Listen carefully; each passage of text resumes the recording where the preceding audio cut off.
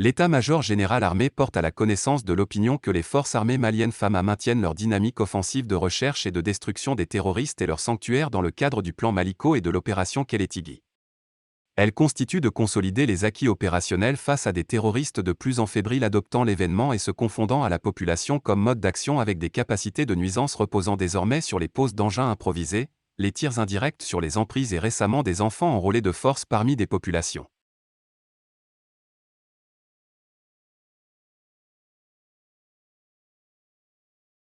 Depuis le dernier communiqué hebdomadaire en date du 18 mai 2022, les FAMA renforcent les acquis sur le terrain avec des actions majeures qui se sont inscrites dans la recherche et la consolidation des renseignements, la neutralisation des GAT et des actions en faveur des populations comme suit.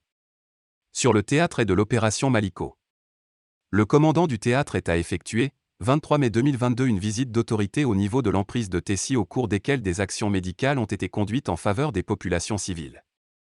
L'équipe de santé FAMA a réalisé des consultations gratuites sur 532 personnes dont 401 enfants et 131 adultes. Les unités des différents secteurs ont mis à profit la semaine pour accentuer la recherche et la précision des renseignements sur les groupes armés terroristes. Sur le théâtre centre de l'opération Maliko. Dans le secteur 3 régions de Tombouctou, la précision des renseignements sur le terrain a permis l'interpellation de l'auteur de l'assassinat d'Acharan, Ahmed Agézidou et son complice Inabarka Agémoussa. Les 19,20 et 21 mai 2022 des reconnaissances offensives ont permis d'appréhender des présumés terroristes dont Abdoulaye Bari, Mohamed Al-Husseini Idouane et Dara plus 14 autres et récupéré 18 motos.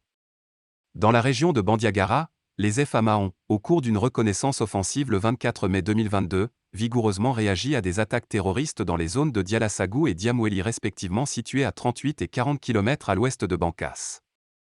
Le bilan fait état de côté ami, néant.